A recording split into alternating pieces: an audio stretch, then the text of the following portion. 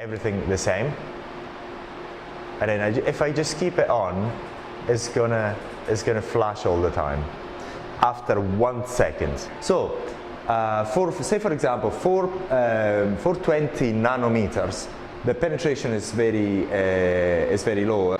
Now, in this video, we're going to talk about this particular device. About this particular device, we're going to cover 3 main functions. This device has got 4 functions. It's got a sort of IPL, an Elight for hair removal. Also, it's got an Elight for skin rejuvenation, and it's got an RF system for skin tightening, and a YAG laser that has capabilities for tattoo removal, permanent makeup removal, Hollywood facials, and others, and skin rejuvenation as well, and skin resurfacing. So this particular device has got several functions. But now in this video we're going to cover 3 main functions, and we're going to explain how these 3 main functions work in practice. We're not going to talk about the treatments on the individuals. We're just going to focus on the way this device works, so that when we're going to talk about how to operate it on people, then you have an idea of what you're doing with the device, what this device is delivering into the body, which is quite important. So first of all, we're going to cover the first function. Now, if we go to the main panel, at the beginning we're going to find that we've got 1, 2, 3, 4 functions, and we're going to cover this main 3 at the moment for the first video, for this video. And we're going to talk about hair removal, and the facial rejuvenation is just it's very simple. It's similar and very simple as well once you understand the concept. So we're going to talk about this particular hair removal to start. But in order to understand the difference between hair removal using Elight or high intense pulse lights, we have to understand how the physics of this works. So what happens is, when we are delivering light into the skin, the depth of penetration changes according to the wavelength of the light itself. So for example, for 20 nanometers, the penetration is very low. I mean, we're talking about a light that only has a depth of penetration of the epidermis and the beginning of the dermal layer. So that doesn't do anything for hair removal. But as we increase the wavelength, then the wavelength penetrates deeper into the skin. And it doesn't matter whether this wavelength is produced by using lasers or using an IPL or another source of device. This is exactly what happens whenever you get, say for example, a light source, a 610 or a 640 nanometers. It actually penetrates up to the bulb of the hair follicle. So, and this is why this particular wavelength, 640, is used extensively for hair removal or hair reduction. When it's actually talked about hair reduction, because you don't remove the hair, but you actually reduce the size by emitting energy into this level of the skin. So actually this device works at 2 wavelengths: the hair removal, which is 630 nanometers, and the skin rejuvenation, which is 530. And if we're going back to this graph, if you actually look at it, between 510 and 560, the depth of penetration is round about in the dermal layer, and this is why it works really well for skin rejuvenation at that wavelength. And it does not work for hair reduction or hair removal, simply because it doesn't penetrate deep enough to actually have any effect onto the hair. So that is a very important concept. Now, just to talk about very briefly about the difference between historically between lasers and IPL. Normally IPLs have been used historically with different filters, so you have a broad depth of penetration if you don't use any filters. But in this case, this is not an IPL, it's an intense pulse light, which works differently. It's got only 2 main wavelengths and it's quite specialized. Whereas historically you get in a IPL you get a broad spectrum light, intense pulse light emitted, and then you filter it by using filters. We have this sort of devices anyway if you're interested, and you only use the wavelength that you want to use. So in this case we only use 2 wavelengths, 630 for hair removal or hair reduction and 530 for skin rejuvenation. Whereas, say for example, electron-dried lasers are used also for hair removal, because as we've seen there, we've got enough penetration to get there and so on in other applications. It depends. Say for example, a YAG laser at this wavelength has got a similar function to what we're using for skin rejuvenation. But once again, how lasers work is slightly different, and the amount of energy delivered into the skin is delivered in a very different way, using pulses are very short in duration, in the order of nanoseconds or picoseconds. So in this case, the light is delivered in the order of milliseconds, and we'll look at it quite briefly. And this is another important point. We'll also talk about skin types. As we know, the most challenging skin types are the darker ones. Now, and we've got a function to cover that particular aspect. Remember that whenever you're dealing with darker skin types, sometimes you have to turn the clients away, because hypopigmentation is something that can always happen, especially with darker skin type. And it doesn't matter whether you're using lasers or IPLs or whatnot, it's always a problem. So be careful. What you can do is use a lower intensity treatment. The main reason for it is that darker skin tone absorb light much more efficiently than lighter skin tones. And therefore, if you just if you use the same intensity on a darker skin, you get much more energy absorption into the skin, and that has the effect of having hyperpigmentation or other undesired effects. So this is quite important, because we've got 6 different functions, which we're actually going to talk about it right now. This is in here. If you look at this particular function, it's called, say, 5p. This p is the number of peaks that you can select, and you can select from 1 peak to up to 5 peaks. Now, there's no hard and fast rule, but you can actually imagine that, say for 1p, you only use it on the darker skin tone, that is to say skin type number 6. And then, say for example, for very fair skin tones, for skin type 1, then you would want to use 6p. Once again, there's no hard and fast rule. Use it as a reference.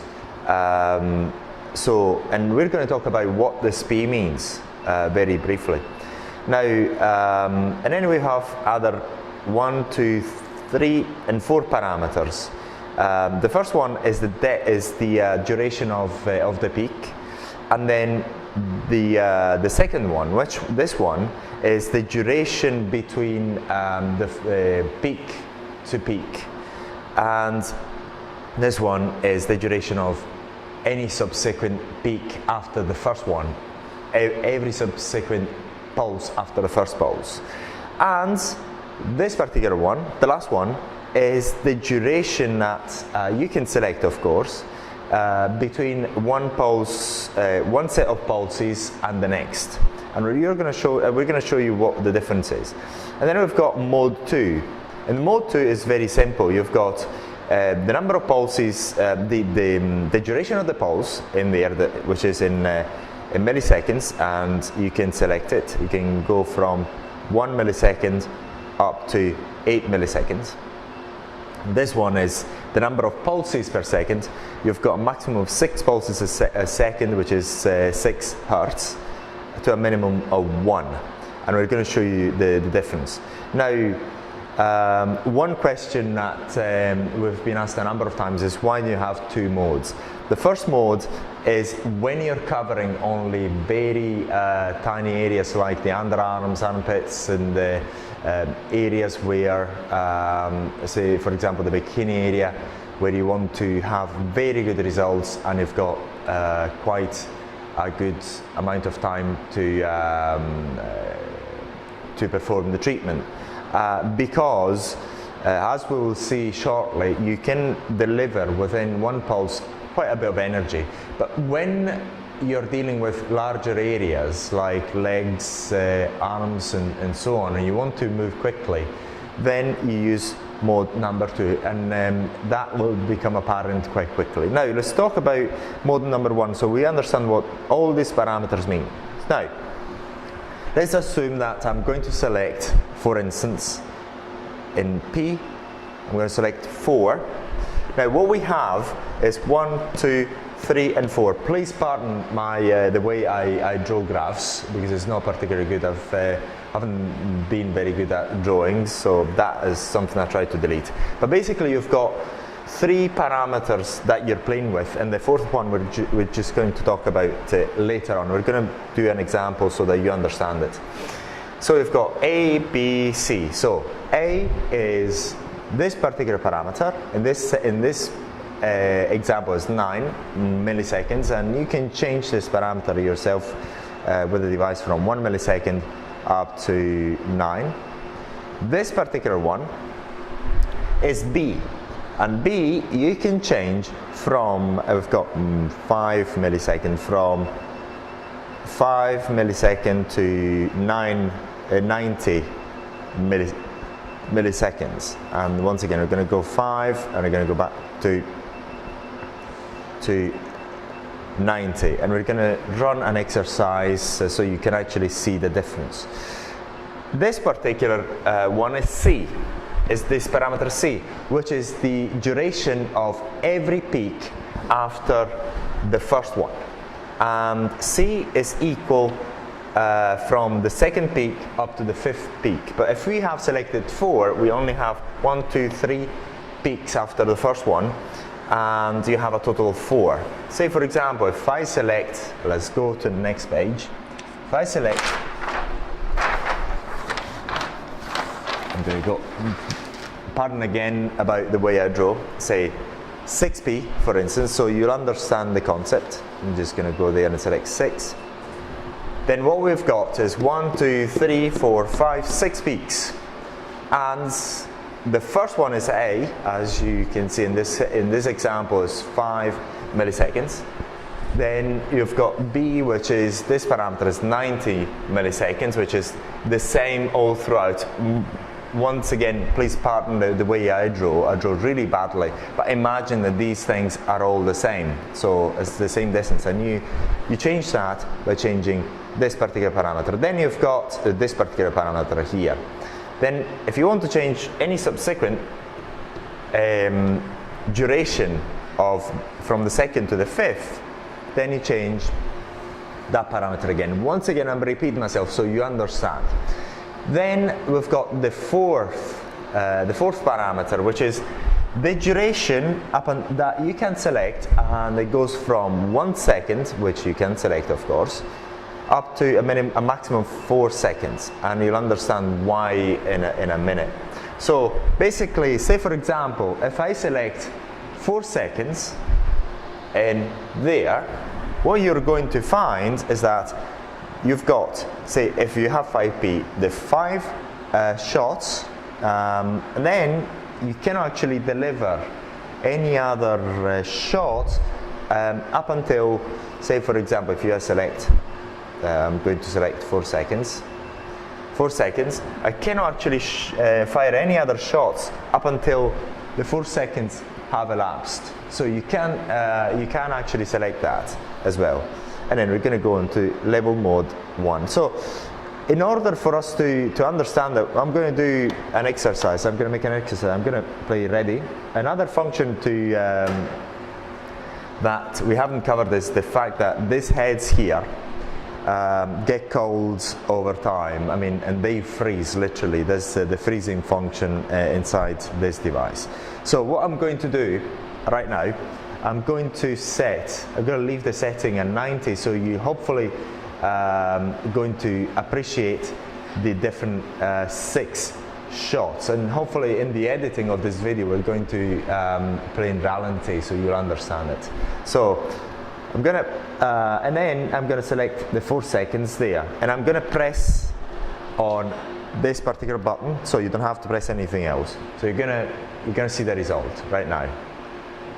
So you can appreciate the 6 shots. And once again, so every 4 seconds, I've got 6 shots. And I'm gonna do it again for you to see it. Say for example, if I'm selecting now, I've got to go into standby. I select, say for example, by the way, the first shot was 5 milliseconds, and any subsequent shot in the 6 shot in total, the subsequent 5 was 8 milliseconds in duration. Now, to show you what happens if I just decrease this number to almost nothing, which is 5 milliseconds, and I just go there. Now, I'm going to go and press shot again, and it seems as if I only got 1 shot. But hopefully if we play in ralenti, you're going to see the difference. Basically, it's so short, that distance B, that the human eye cannot actually distinguish the number of shots. So you're going to just go in between now, so see whether we can actually, no, that's the wrong parameter there. I'm going to show you this one. I'm going to change this one to a middle setting of 40. I'm going to shoot again, and you can actually see that there's 6 different shots. The human eye recognizes it. Now I'm going to change this parameter here as an exercise. I'm going to make it, say for example, 1 second. I'm going to get ready, keep everything the same, and then if I just keep it on, it's gonna flash all the time after 1 second. So, and now I can change that, as you know. Now I'm going to show you the number 2, and the number 2, the mode number 2, which is here explained in a very poor way. See whether I can actually get this. Mode number 2, you've got 1 and 2 parameters. Number 1 is the number of pulses per second.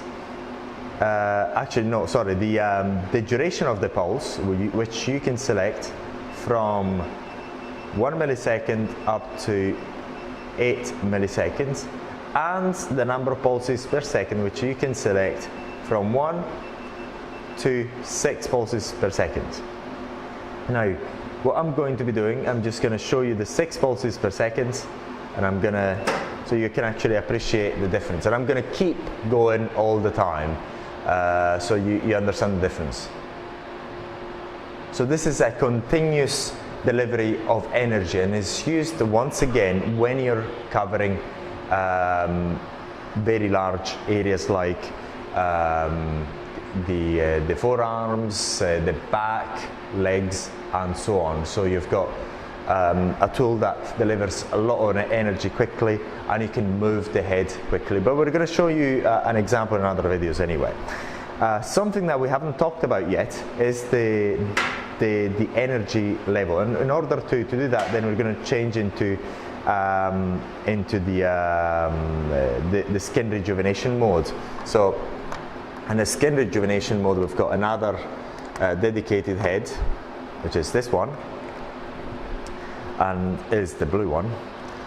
And you've got the same way, the same mode of operation, so you can actually see, I mean, once you've understood that, then this is the same. But what we're going to show you is the number of levels that we have, the power levels that we have in there. We've got up to, if I remember well, we're talking about 40 or 50, sorry. We've got 50 power levels. And here, which is the same as the air removal, you've got the level of cooling of this head in this case.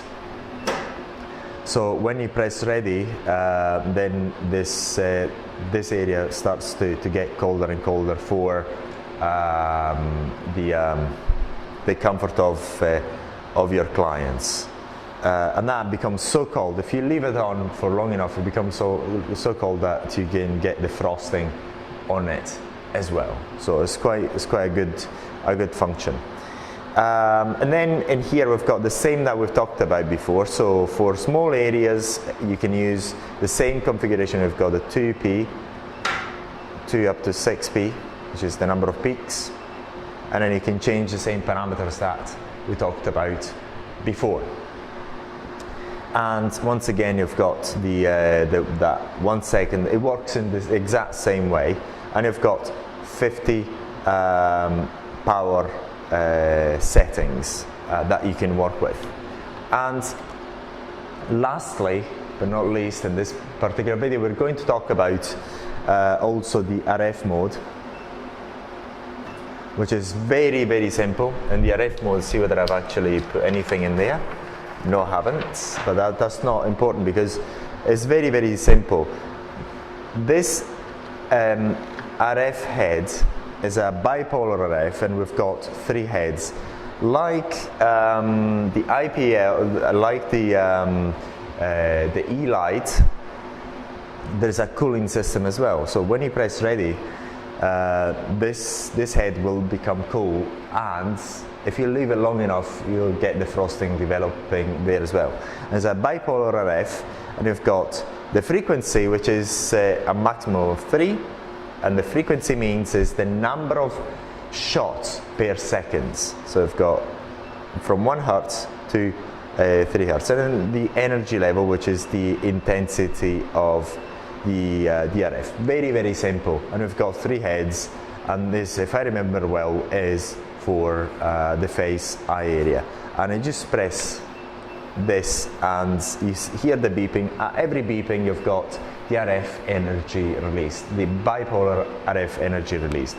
And it's a very good RF system because it also adds the cooling. So by adding the cooling, as you'll see in the treatment, you'll be able to deliver far more energy than you would otherwise, because the cooling effect has got also a soothing effect as well. So we covered what we wanted to let you know about this particular 3 functions of this device. So if you have any questions, please let us know, and you'll find more information on the manual of this particular device, which is on our websites. And if there's any information you'd like to know about this device that you cannot find on videos or you cannot find on the manuals, please let us know, and we'll be very happy to add that extra information in the manuals and videos. Thank you very much for watching.